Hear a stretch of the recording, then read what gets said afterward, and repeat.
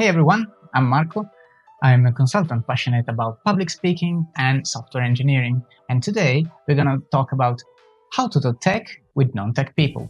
Okay, maybe it's me, but I don't understand. Can you repeat it?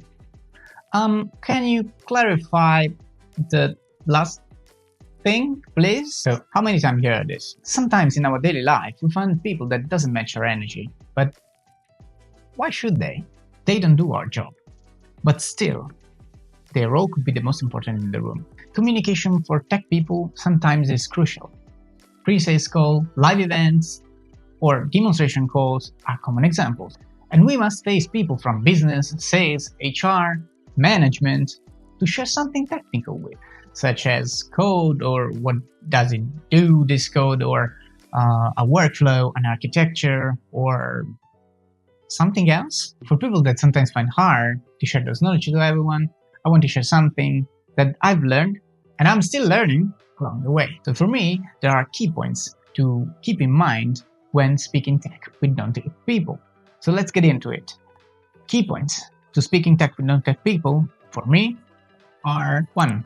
Oversimplify things. I discovered that it's more important the message that you want to communicate rather than how you did it. So focus on reaching everybody instead of just showing off your skills. Because this way, you know that you are being listened.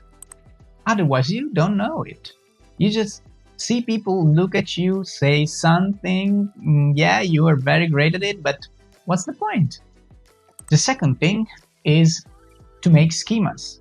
Schemas are powerful and lasting. No one of the people that are listening to you are gonna remember something like code, neither a single line of it. The third thing that I want to keep in mind when speaking tech with non-tech people is that if you can bring a bridge person with you, just do it. The role of this person would be to clarify the gap between you and your audience. A great example of it could be a business analyst or a consultant that is specialized in the thing that you want to say. The third key point to keep in mind is to use commonly known word in the environment. So make a research on the vocabulary and use it as your own. So for an interview, for instance, you could review the words inside the job description.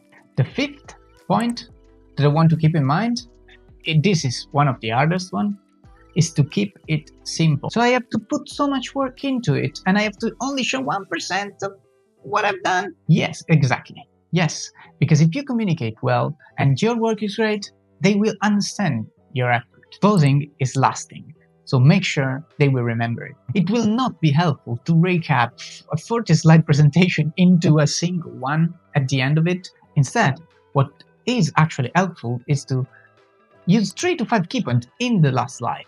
No more, no less. So those are only few points to have an effective communication with people that doesn't speak your language at work. And of course, there are some other things to keep in mind when speaking with someone that doesn't talk your language. However, consider those as primary point. Preparing a presentation or a speech for non-tech people brought me great results. So I use it as a checklist, but of course you have to know your audience, who are you talking to, and you can add, of course, other public speaking skills to your presentation. Those are just basic points where to start. If you have considered everything while talking with someone that is kind of not of your world. Hope you enjoyed the video. See you next time.